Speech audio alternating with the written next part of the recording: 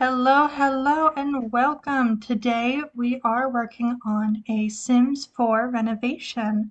We are renovating the Goth family residence, also known as Ophelia Villa. And as we're getting started here, I knew step one before I touched anything about the house was that I needed to move to a larger lot. I wanted to stay in the same neighborhood because I know that I want to kind of redo this entire neighborhood in a similar architectural style, and I already had that picked, but I wanted more space for the entry and the backyard for the Goth family. In The Sims 3, they had a huge lot, like one of the biggest lots in the starting world, and they had all kinds of different things on it. For me, the most iconic was always the graveyard that they had on their lot, and I wanted to be able to bring that sense of largeness and grandness into The Sims 4 because this house had such a baby lot whenever, like, where it originally is. It barely fits on the lot and it takes up like the entire space. They have no backyard. And I knew from the get go that I wanted to change that. And as we're kind of going around here, I think I'm about to start on the roofing, which is where you're really going to see the architectural style and the elements that I was adding start to come in. So for this whole area, I wanted to go very Second Empire for the architecture. So with the Second Empire architectural style, it's kind of like it's very commonly associated with the Victorian era architecture, and there's a few like key features that I knew I wanted to have here to really bring the style home. I knew the roofing was going to have to change because pretty much all Second Empire houses have like this curved macered roof to it, which is kind of what you see going on that top level there, where it all kind of comes up into a flat peak and a lot of dormers will come out of them. And another big thing that you may have already seen me place is having like the iron fencing surrounding the roofing. They also tend to have very decorated sides to the building, so in the corners where the bricks and everything would meet, they would have like blocks setting it up. So I knew I wanted to kind of incorporate all of that into the overall style of the house. Um, the Second Empire style, it usually has that like rectangular tower, which is one of the most iconic pieces of the Goth house structure in The Sims 4. So when I was looking at different architectural styles that are common to the New Orleans and Louisiana area, the Second Empire really stood out to me because I knew from the get-go I wanted to keep the tower, I wanted to keep a third floor, I wanted to keep the overall vibe of the house, which has a very dark, almost haunted style. And I knew I wanted to keep all the balconies and the color palette. And so as I was looking at different architectural styles that I could pull inspiration from, it really stood out to me and it seemed like a really, really good fit for the Goth family. But we're just kind of finishing up the roofing here. This roofing was such a nightmare. It was such a nightmare. I was going crazy because I knew I had to get this roofing on because the Goth family has like no roofing on the original house. And I knew I wanted to have this very high, flat roof. And I wanted to have an office on the third floor. So I really had to get the roofing down. But because I don't know if it's like the shape or what was going on, but I was really struggling to get a roof to work on this house. But you can kind of see that flat top that I was talking about finally coming in here, and then I'm adding on that iron fencing along the top, and I'm going to be doing that on the top floor as well. Um, a few other things that I knew I wanted to change was I wanted to add some dormers. You already saw the front dormer go in, but this is the side dormer here. And I wanted to change the window colors because I've always thought it's really weird that like they have brown windows. I don't know why, but like it just always felt off to me. So as I'm kind of going through and adding all of these details on, I'm going to end up changing the color of the windows, but I'm going to keep the style of windows. So the window options don't change, just the colors change. And I should be doing that any moment here. I'm just finishing up on getting some of the phasers on. Um, and then I'm also darkening the roof because again, I really wanted that a very dark gothic vibe to come through and I wanted very like striking colors. Oh, this is another kind of interesting thing. I wanted to add siding to the house to kind of break up all of the brick and add a little more visual interest and textures throughout the house. I stick with the dark brick, but kind of like I was talking about before, where I wanted to have a little more detail on the corners, I ended up changing which brick I was using to have some of those almost like coin style sides to the bricks.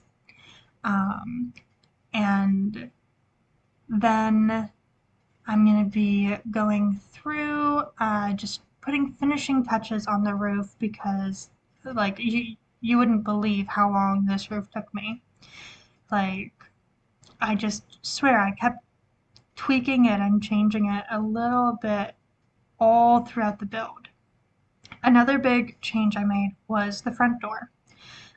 Something about the style of the brown, very like curved front door that the house originally had, it just wasn't vibing with how everything was. And I swear that is the word that I really feel like stood out to me the most was vibes. I really wanted to get the vibes down for the Goth family. I knew I had a few ideas on what I wanted to do on the interior. So for all of that to work, I really needed the vibes to just like come home. Especially because I know I'm going to be pulling from both this and then also the Queen Anne kind of Victorian style for this whole neighborhood. I really wanted this house to stand out and be very like dark and not inviting and just have some really unique things that make it clear just by looking at it, like who lives here. We should be getting into the landscaping here.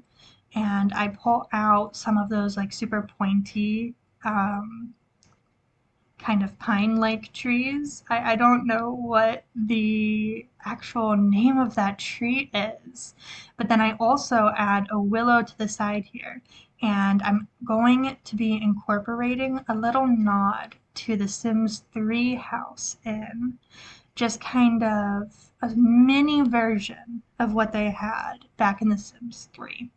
But again, keeping in mind like the location that they live in and everything. So I added like a mini graveyard to the lot right behind this willow tree. So they have like a little mini I don't remember the word for it right now. Um, if I look it up, I'll put it on screen here. um, but they're very common in Louisiana graveyards, especially like in the New Orleans area because of all of the flooding in that area. They tend to do burials more above ground than below ground, and I wanted to kind of have a nod of that in here. So I created kind of like a family um, burial ground here on the lot, right kind of hidden by the tree, tucked in with the tree. And you're not going to see me place it, but there is also a little bench that you can sit at, and I put some tombstones out there as well. So it's a very vibey area. I think it adds something really unique to the space. And then I should be hopping back into the like landscaping here in just a moment. Oh, no, I'm moving on to the back where I've actually switched out the windows in the kitchen for modern windows. I forgot I did that because I knew I wanted kind of like, I guess you would say, the brightest place in the house to be the kitchen. And I knew I was going to have a slightly more modern interior to the whole house. Still keeping with the very gothic classic style, but I wanted there to be some more modern features throughout. And so one of the things I did to kind of merge those ideas was I added those windows to the back. Another thing I knew I wanted, and this goes back to why I went with a bigger lot here, was I knew I wanted to add a pool. I don't know, there's just like something to me about Bella Goth lounging at the poolside that just seems so in character for her. And you know, The Sims 4, it didn't launch with swimming pools. So I understand why they didn't have one. But I feel like they should. And I feel like it's one of those things, their base game, they weren't around when the house originally was made, that I can add, you know, and it elevates the whole thing a little bit. I don't know. But as far as the landscaping goes, I went very simple, very manicured. I did a lot of high hedges around the back, a lot of bushes, a lot of bushes. And then I end up kind of tweaking the front a little bit to make it a little bit more manicured. I still keep the same, like, I don't know, plants that were used. I still keep the same trees and everything, but I actually add to it a little bit to make it a little fuller because I'm using debug plants here. I have a mod installed. It's the Better Build By mod by Twisted Mexi. And that makes it really, really easy to use all of the hidden debug and all of the hidden live edit objects. And I love it because it makes it so much easier to get to some of my favorite plants and some of my favorite things that are hidden behind the cheats. And so I like I know there have been times where I won't even build if I don't have that anymore because it just is so helpful in making the catalog make more sense. I love that mod. I will never stop recommending that mod. But that's how I'm kind of getting all the landscaping in here and how I'm getting things that are not available in the standard catalog that are still base game. It's all still base game. This entire build is base game only. But it really opens up some additional plants and stuff that I can use that are used around the world too. So it helps kind of keep the whole lot more cohesive with the world. Oh, and then I end up lining the whole back patio with the same like iron gate that I used on the roof. And I think it looks so cool and it adds that like gothic vibe in here. I put in some planters and then I'm also gonna put in I a monkey bar for little Alexander. And then I end up doing a table out back here, a little patio table, just seating four. That's how many people are in the house here. They don't need more than that out back, as well as a grill. I don't know who uses this grill, I have a really hard time seeing Mortimer grilling, and I know it's not Bella, but it's there. Maybe Cassandra gets into grilling. Who knows? I'm also going to do a little bit of a seating area here on the covered back porch area. Just something really simple, keeping it very monochromatic. It's going to be a lot of blacks, a lot of grays, a little bit of whites, and definitely keeping the very striking red. One of the things that I always remember about the Sims 4 Goth interior for this house, um, and how it comes in base game is the dining room, for whatever reason, is purple. And like the rest of the house is just black and red everywhere. And then this dining room is purple. But I don't know. I think it's kind of cool. I end up kind of keeping that a little bit. Here we're working on the kitchen. Going in, I knew almost exactly what layout I wanted to do in here. I went in and I was like, I have a vision, I see it, and I went for it. I went for changing the cabinets that were already there originally. I changed them to the black and white swatch, and then I'm gonna add an island in the center, and then I have a little like kitchen table off to the side in the little turret off in the corner of the room, and I instantly knew where I wanted a fridge to go. I knew I wanted to do an expensive fridge, and I knew I wanted it to be a little bit more of a modern fridge. Because again, I wanted to go a little bit more modern on the interior here than what was in the original. Oh, and then I end up doing, I thought it looked nice here having the other side kind of framed in, because then you have the fridge on the one side and then the cabinetry on the other, and it kind of just frames in the entire space. Now we're moving into the dining room here. And again, I keep kind of a purpley tone here. It's a little bit more of a, I don't know, like a mauve or a maroon. But I was trying really hard to use a lot of the pre-existing furniture and kind of keep the overall vibe of the interior. And as far as the furnishings and everything go, I wanted to stay very simple. I didn't want to over decorate because I wanted to keep this very like um, user friendly. I wanted it to be something that should really work pretty much for anyone.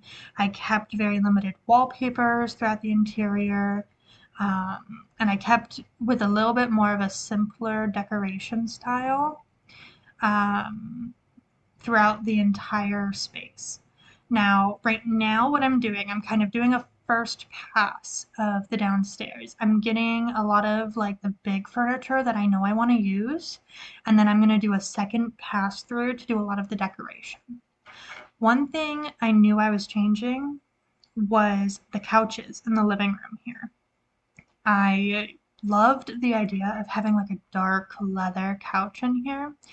I saw a lot of inspiration. I was searching Pinterest, kind of preparing for this build, and I saw a lot of inspiration of like dark interiors with these like super cushiony dark leather couches. And it reminded me a lot of the base game couches we have. So I was like, I can do that. So I did that. And I'm really happy with how it looks. I'm spending a lot of time kind of going through the family inventory and replacing a lot of the furniture that was already here before I changed anything. Basically, before I started the exterior, I put all of the furniture in the family inventory so that I could just pull from it and I wouldn't have to worry about accidentally deleting anything while I was working on the exterior. You see a few decorations going in here now, but I don't think it's finished when I move on to upstairs. Because I know the next room after this, I believe we look at is Cassandra's room. Um, I'm just putting in some chairs for the chess table here. I was really indecisive with this. I kept going back and forth on what I wanted, whether I wanted something fancy or something older, something more modern. But now we're moving into Cassandra's room. And I ended up changing the pink tone in Cassandra's room. I kind of wanted like a pastel goth vibe in here. And I also end up changing that bed. That bed does not stay. Uh, but I loved this little corner in the turret that I created. It's like this little changing nook. And I swear, like, I would have loved to have something like that when I was younger. I won't lie. That to me looks like a dream. And then again, I'm struggling with chairs. I don't know why I was struggling so much, but like I would go through and try so many different types of chairs, and I just was like never satisfied. But I ended up settling on this one here. I think it's okay. I added the tablet back into the desk in here, and then I'm gonna add some like posters above that. This is the bed I end up going with for her. So I ended up moving and doing a pink rug on the floor. I ended up changing the bed because I couldn't find a rug that I was satisfied with underneath the pink bed. Everything looked too bright, and I still wanted the room to be very dark and very gothic. But now I'm going to go in, I'm going to get the rest of the posters set up in Cassandra's room here.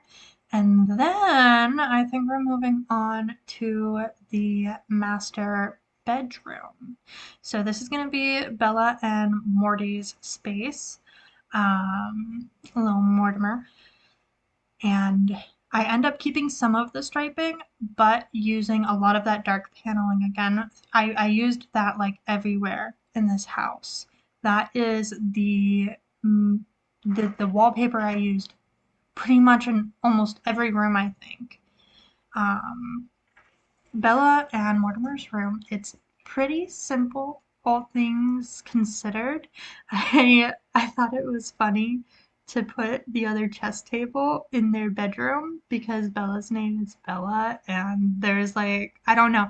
I have like this whole joke about how like chess is like the most romantic thing that Sims can do together. I don't know. I thought it was funny. It's a thing. But now we're in Alexander's room. His room is still on the third floor, but he's no longer like tucked away in an attic. It's a proper third floor. There's more than just his room up here. So we have Alexander's room up here, and then we're also going to have a proper office space upstairs here. I thought it would be nice to give Alexander like some proper toys. So he has a dollhouse, he's got a bear, and then he also has like a little thing on the wall to measure his height. I still wanted to keep it very gothic in here, but a little bit more colorful. So we traded out the blacks for like dark blue, and I think it works really well. I end up doing in his room curtains, which I didn't really do in the rest of the house. I couldn't find curtains that I liked, and I would rather have no curtains in the space than like curtains I wasn't happy with in the space. So now we are doing the office and just kind of getting everything in here. I end up using the rug that used to be in Alexander's room in the office. I thought it looked really nice in the space. And we're just kind of doing some finishing touches here, getting some paintings on the walls, getting some decorations in. But that pretty much finishes everything off for this build. I'll go ahead and put a tour in at the end. If you wanted to see the overall layout, here it is for you. But that's going to be all for me for now. I hope you guys have a great day wherever you are in the world. And I hope you stop in for my next video. See ya!